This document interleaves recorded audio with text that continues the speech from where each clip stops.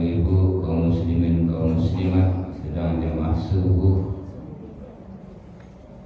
rahimakumullah. Alhamdulillah, pada subuh yang berbahagia ini tiada kata yang lebih pantas terungkap dari lubuk hati kita yang paling dalam selain kata syukur kepada Allah Subhanahu wa Ta'ala, karena berkat limpahan rahmat dan karunia-Nya sampai saat ini kita masih diberikannya kesempatan, kesehatan dan kekuatan iman untuk bisa melangkahkan kaki, mengayunkan tangan untuk bisa menunaikan salat subuh berjamaah, dan sampai kita duduk untuk mendengarkan majelis ilmu pada saat ini.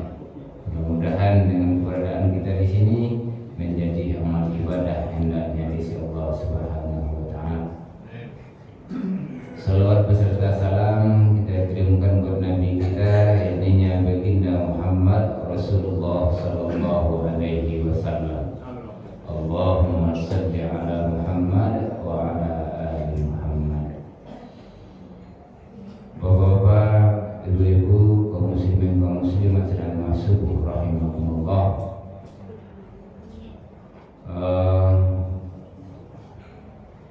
Kita lanjutkan membacakan hadis yang keempat dengan temanya tahapan penciptaan manusia dan amalan terakhirnya. Tahapan penciptaan manusia dan amalan terakhirnya. Hadis baiklah, kita bacakan matan hadisnya. An Abi Abdurrahman Abdullah bin Mas'ud radhiyallahu anhu qala haddatsana Rasulullah sallallahu alaihi wasallam wa huwa as-sadiqul masduq inna ahadakum yujma'u khalaqahu fi batni ummi arba'ina yawman nutfah summa yakunu 'alaqah misla dhalik summa yakunu mudghah misla dhalik summa yarusalu ilaihi al-malaku fayanfukhu fi ar-ruhu wa yu'maru bi arba'i kalimatin bi kitabi rizqi wa ajalihi wa amalihi wa saqiyyun aw sa'idun fa wallahu alladhi la ilaha ghairuh inna ahadakum la ya'malu bi amali ahli jannah hatta ma yakunu bainahu wa bainaha illa dhira' fayasbiqu alaihi alkitabu fayamalu bi amali ahli nar fayadkhulaha wa inna ahadakum la ya'malu bi amali ahli nar hatta ma yakunu bainahu wa bainaha illa dhira' fayasbiqu alaihi alkitab fayamalu bi amali ahli jannah fayadkhulaha. Rawahul Bukhari wa Muslim. Bapak-bapak, ibu-ibu kaum muslimin sedang jamaah subuh rahimahullah, dari Abu Abdurrahman bin Mas'ud berkata Rasulullah sallallahu alaihi wasallam yang jujur dan terpercaya, wa huwa saddiqu masduq, lagi yang jujur dan terpercaya, bersabda kepada kami. Kasih baca. Sesungguhnya penciptaan kalian dikumpulkan dalam rahim ibu. Sesungguhnya penciptaan kalian dikumpulkan dalam rahim ibu.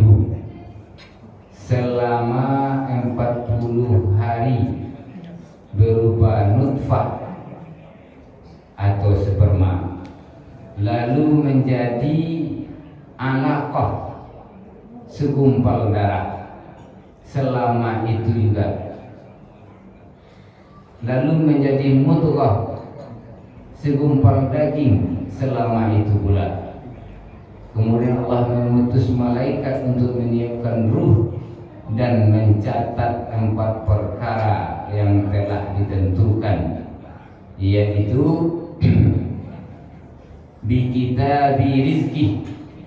Yang pertama itu rizki, yang kedua itu ajal, yang ketiga amal, dan yang keempat sengsara atau bahagia. Demi Allah, zat yang ada, yang tiada Tuhan selain Dia, sesungguhnya ada di antara kalian yang melakukan perbuatan-perbuatan penghuni surga, sehingga jarak suratan takdirnya sudah ditetapkan. Lalu ia melakukan perbuatan penghuni neraka, maka ia pun masuk neraka. Ada juga yang melakukan perbuatan-perbuatan penghuni neraka hingga jarak antara dia dan neraka hanya sehasta, namun suratan takdirnya sudah ditetapkan. Lalu ia melakukan perbuatan penghuni surga, maka ia pun masuk surga. Rawahul Bukhari dan Muslim. Hadis ini sangat penting untuk kita ketahui karena menjelaskan kondisi manusia dari penciptaannya dan kehidupannya di dunia sampai kondisinya di akhirat, baik yang kekal mereka di dalamnya dikekalkan kebahagiaannya di surga, ataupun dikekal dia dalam penderitaan di dalam neraka. Ini sesuai dengan ketentuan Allah Subhanahu wa Ta'ala. Ini urgensi hadis, pentingnya kita mengetahui tentang hadis ini, tahapan penciptaan manusia dan amalan terakhirnya.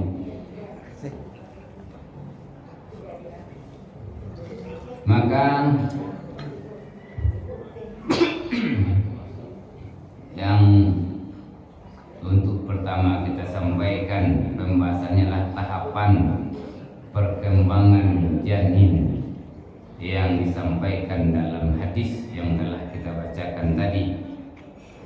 Hadis ini menjelaskan kepada kita, menyampaikan kepada kita, menjelaskan 120 hari pertama, 40 hari dalam 3 tahapan, 120 hari dalam 3 tahapan yang disampaikan dalam hadis ini. Yang pertama, 40 hari pertama yang berbentuk nutfah. Maaf, menyampaikan inilah air mani atau sperma. Kemudian 40 hari itu di dalam rahim seorang ibu. Kemudian berubah 40 hari yang kedua menjadi segumpal darah, alaqah. Dalam bahasa Al-Qur'annya suatu yang menempel. Nutfah, alaqah. 40 hari kedua menjadi segumpal darah. Kemudian 40 hari yang ketiga mengumpal daging. Genap 3 kali 40 120 hari. Kemudian ditetapkan baginya 4 keputusan yang disampaikan dalam hadis ini.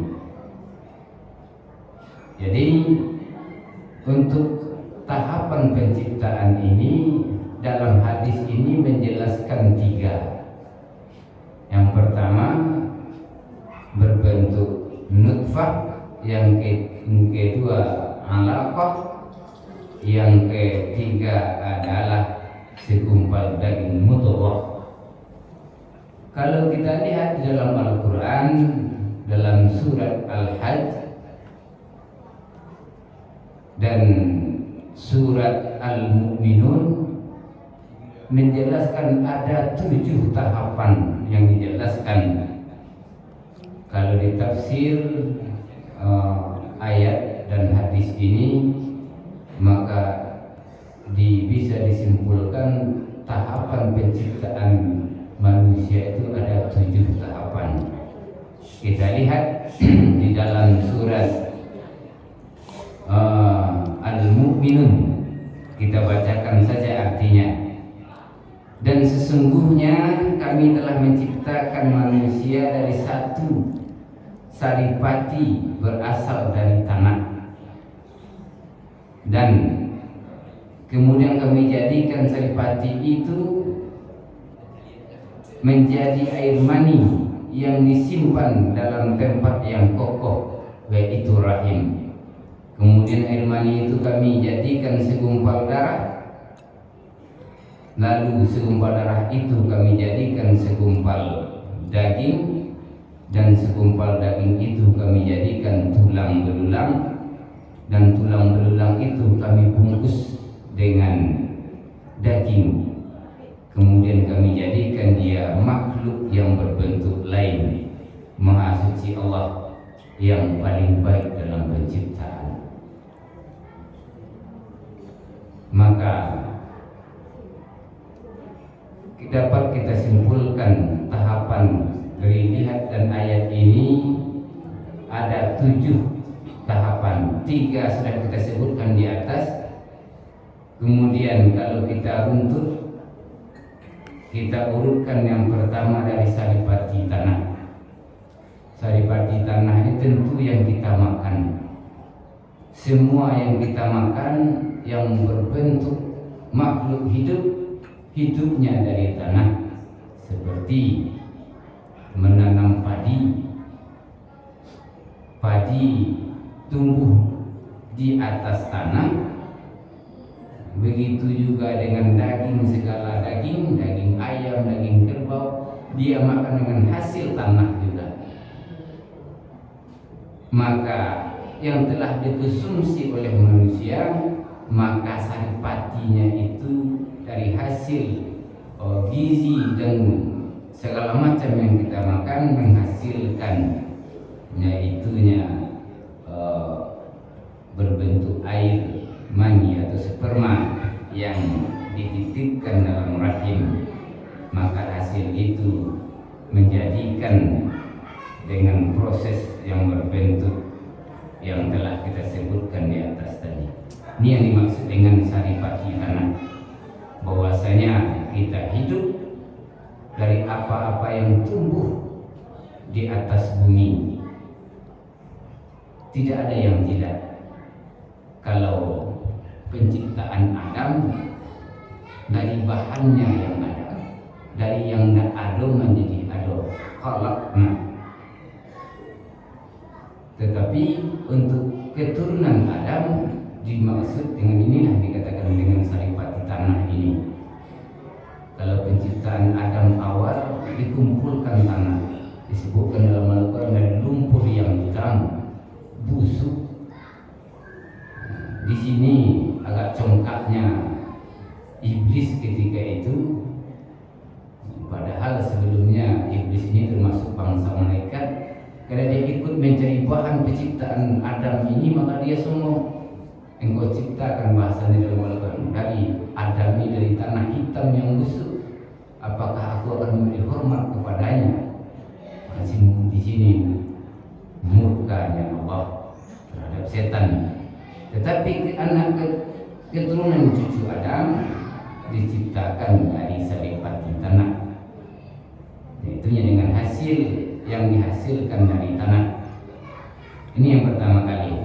Yang kedua yaitu nutfah air mani atau sperma. Yang kedua alaqah segumpal darah, dan kita runtut yang keempatlah mudghah segumpal daging. Dan segumpal daging itu dijadikan tulang belulang. Dari segumpal daging diciptakan oleh Allah tulang. Dari tulang itu dibungkus lagi dengan daging.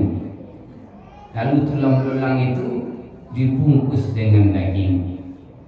Telah sempurna bentuk daging ini terakhir baru Allah ciptakan bentuk kita. Lah kanok lah cukup, lah berbentuk, kemudian baru kita dilahirkan. Maka ini dalam bentuk penciptaan fisik jasmaniah manusia dalam proses kandungan kelahiran seorang manusia yang dimaksud oleh hadis ini. Kalaulah genap umur kandungan 120 hari, itu ruh sudah ditiupkan. Maka dari hikmah dari penciptaan manusia ini secara beransur-ansur dapat kita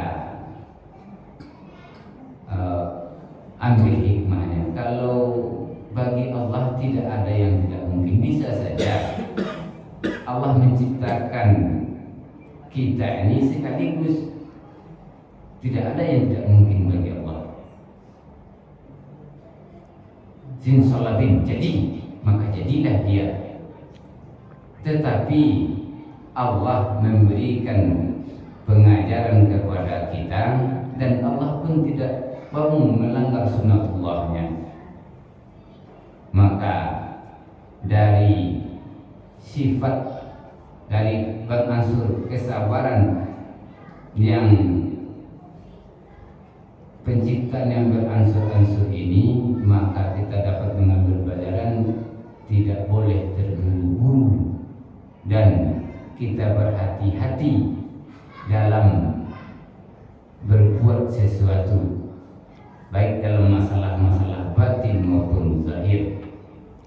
Maka sesuatu yang kita lakukan tentu tidak terburu-buru dan berhati-hati dalam melaksanakan sesuatu, atau kita lakukan secara bertahap.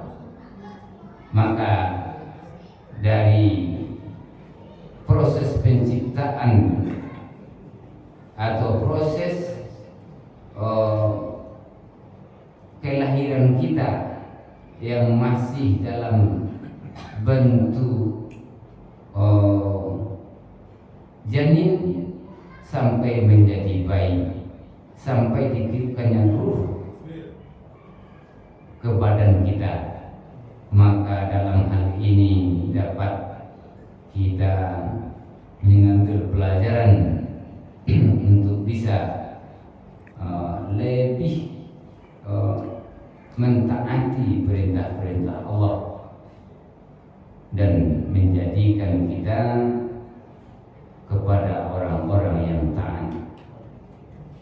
Maka dalam satu sisi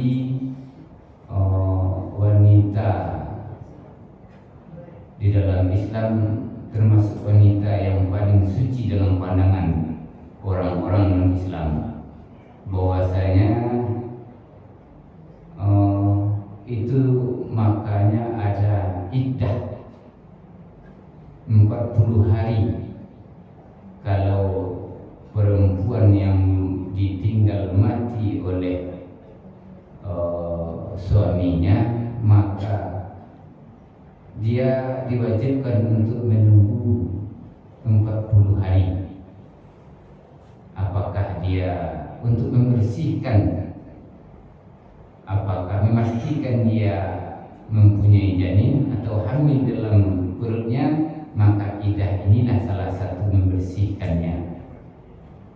Nah, maka dikatakan orang-orang yang ditinggal ataupun yang cerai hidup menunggu selama 40 hari baru boleh menikah lagi.